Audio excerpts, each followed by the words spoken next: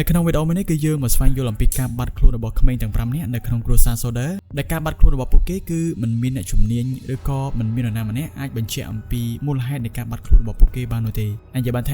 มันได้แต่โปเก้นั่งบัดครูแต่หน้าก็โดยชิมมาแต่มือจุ่มนู้นมันในใหญ่แทบโปเก้บานสลัมนะปันได้มันมีพอตั้งหรือก็มันมีเอาไว้มวยเดบานบันเชื่อโนเตถ้าโปเก้บานสลับหรือก็โปเก้นั่งบัดครูเตอร์ตีนายแบบนั้นให้การบัดครูระบบเขมรในประเทศนั้นคือจีเรื่องราวดอดกำบังมวยในขนมประวัติศาสตร์ระบบอเมริกกรมในจุ่มเนียนในข้างประเทศอเมริกนั่นคือโปเก้มันอาจบอกสไลด์บานโนเต้ถ้าเขมรถึงประมาณนั้นบานบัดคลูนแต่หน้าหรือก็บานสลับเราระเบียบนายแบบนั้นเตอโอเคกับหมายคัดเปเบลียูอะไรยังโจแต่ดังกับปีเรื่องราวในการบัดคลูนเราจำไล่กระบอกเขมรในคนกรุซาโซเด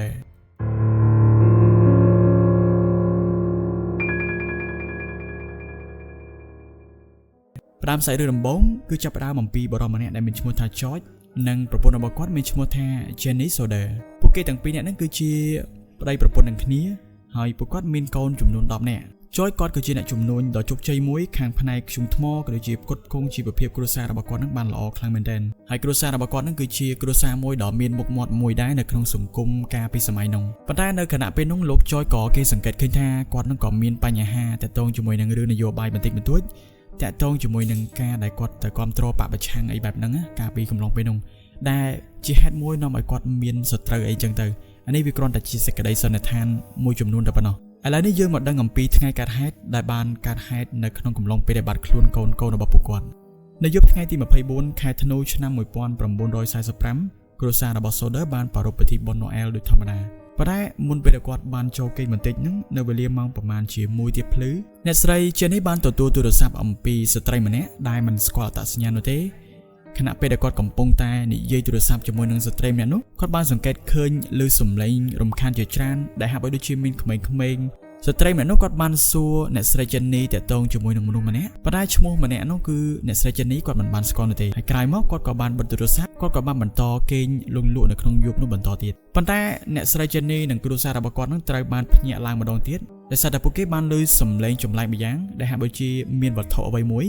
บานทะเลหมอกจอมปีเลือดำโบแต่ระบบโปเกในเป็นนกโปเกบานตะปีนัดเมื่อท่าวิกเชียไว้ให้ระบายบานจีมินสมเลยรำคาญแต่เลือดำโบแต่ระบบโปเกแบบนั้นปัจจัยในเป็นโปเกบานตะปีนัดเมื่อคือโปเกมันบานเคยเอาไว้ครอบประกอบได้ในเครื่องแต่ระบบโปเกโนเตก็ปัจจัยในปัญมาในตีกลางมันติดกรุษามันนี่ก็ไตรบานพญามาดองติดจีเลือกตีใบไปสาดามีนแซงกระดูจิมินเพลิงกับปุ่นแต่ชาบใช้ในเครื่องแต่ระบบโปเกในเป็นนกโลกโจใช้ในสไลเจนนี้รวมแต่งโกระบบกอดบนเนี่ยติดโปเกบานเชนเปรียบเทียบโดยสวัสดิภาพมันมีนปัญหาโนเตก็บันได้มีนโกนดับกอดจำนวนพรำเนี่ยติดรวมมีนโดยชี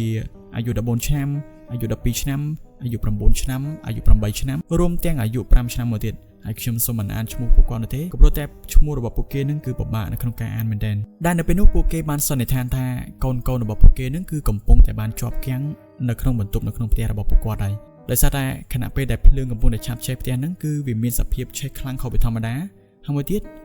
คือกอดปีบ้านในขนมการโจแต่ช่วยโกนระบบปกติเหมือนเดิมเนี่ยด้านในจุดแข็งเพียงนี้นั่นเกี่ยบานคอดกับเอาโจเตยจังนั้นนะบริษัทปกติโจเตยปกติอาจยังมีกรุธนะกระดูกจีบันบอลชีวิตในขนมกำลังไปได้เชฟเตียนหนึ่งพองได้พอได้ในขนมยุบนุ่งพองได้ก็มีเรื่องราวจมไหลมือจมนุน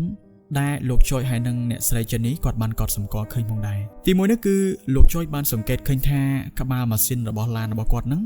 คือสลับแต่บันในแท้บาสันจอดเมียนกบามาซินนำใบบัชเชมาซินนั่งเต้คือมันอาจบักลานนั่งเชนอย่างปีเทียรูดบานโอเตโดยเฉพาะกอดมันอาจปลาลานนำใบ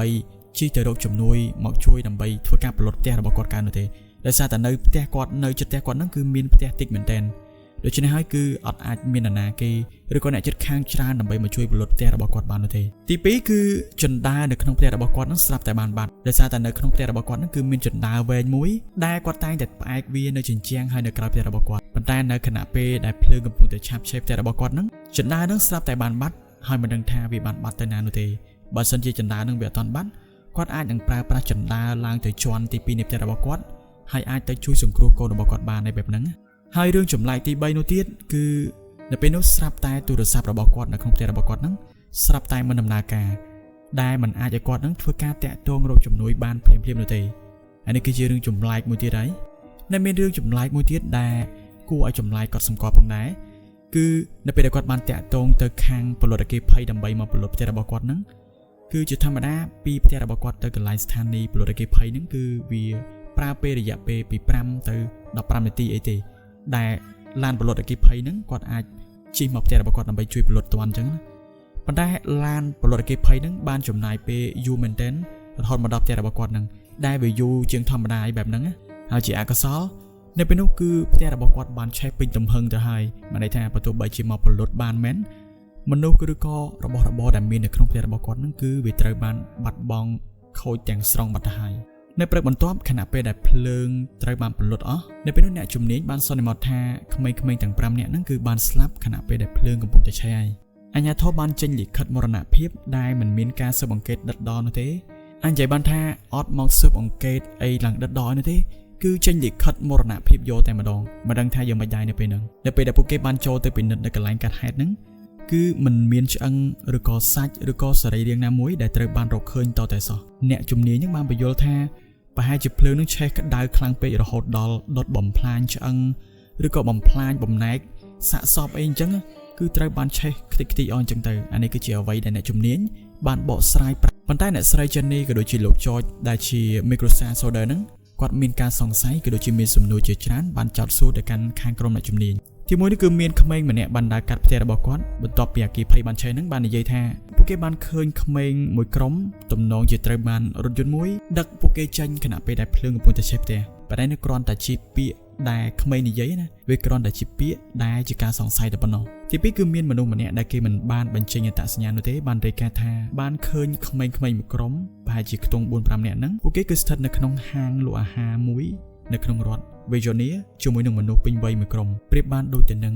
មនុស្សធំពេញវ័យនឹងកំពុងតែគ្រប់គ្រងពួកគេអត់ឲ្យទៅណាទៅណីញ៉ៃបែបហ្នឹងការសង្ស័យទី3នោះគឺកាលពី5ខែមុនភ្លើងឆេះផ្ទះហ្នឹងគឺមានបរិសម្នាក់ចម្លែកមែនទែនមកដល់ផ្ទះគ្រួសារ Solder ហ្នឹងនិយាយថាគាត់ចង់លក់ធានារ៉ាប់រងយុវជីវិតឲ្យទៅកាន់គ្រួសារ Solder ហ្នឹងប៉ុន្តែម្ចាស់ផ្ទះគ្រួសារ Solder ហ្នឹងបានបដិសេធជាមួយនឹងគាត់ហើយគាត់ក៏បាននិយាយថាផ្ទះរបស់អ្នកឯងហ្នឹងនឹងក្លាយទៅជាផ្សែងហើយកូនរបស់អ្នកឯងហ្នឹងនឹងត្រូវបានរប៉ាត់របាយ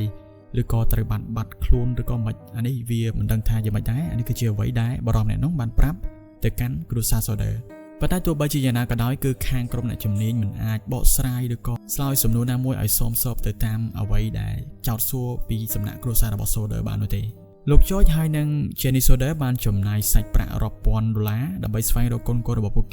គេបានដាក់ស្លាកសញ្ញារហូតទៅដល់ផ្ដល់រង្វាន់រហូតដល់$5,000ដែលក្រៅមកទៀតបានកើនឡើងរហូតដល់$10,000សម្រាប់ព័ត៌មាននរណាក៏ដែរឲ្យតែបានបងប្រាប់អំពីទីតាំងដែលកូនរបស់ពួកគេនឹងបានស្នាក់នៅអញ្ចឹងណារហូតដល់ឆ្នាំ1968 Jenny បានទទួលរូបថតមួយសន្លឹក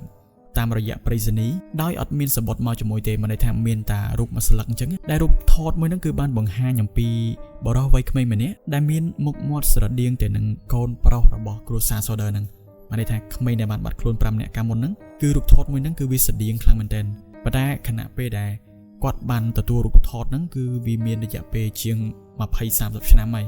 អញ្ចឹងប្រហែលជាបើសិនជាកូនគាត់មែនវាប្រហែលជាមានខ្ទង់32 ឆ្នាំហើយនៅពេលហ្នឹងណា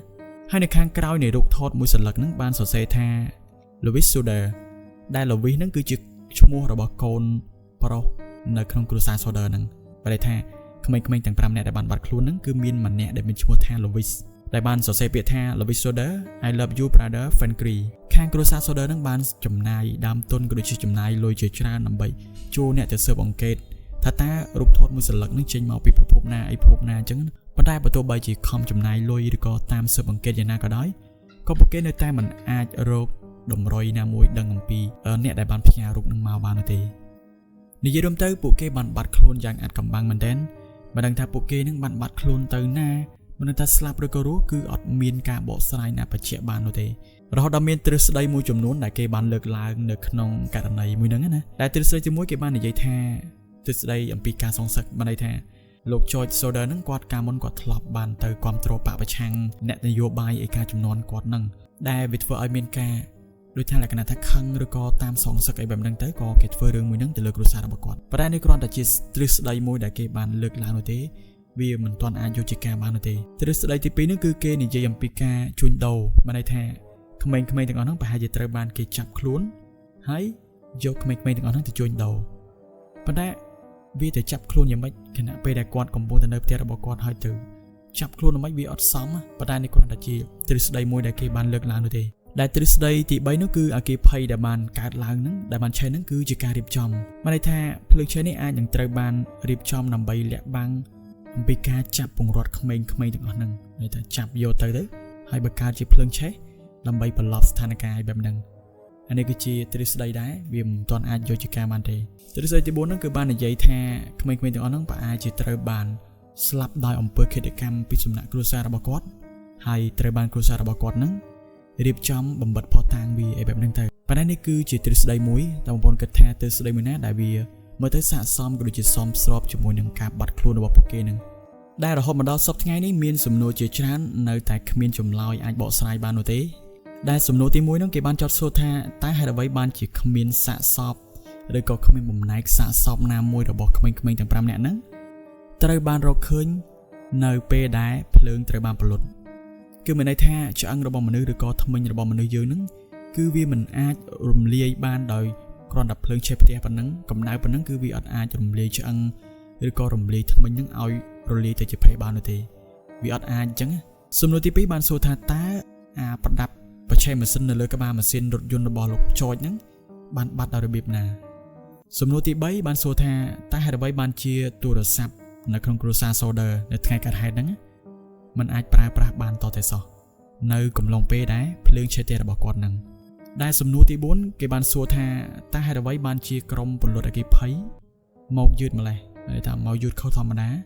ដល់សំណួរទី5តើនរណាម្នាក់បានផ្ញើរូបថតមួយសន្លឹកទៅកាន់គ្រួសារ Solder ហ្នឹង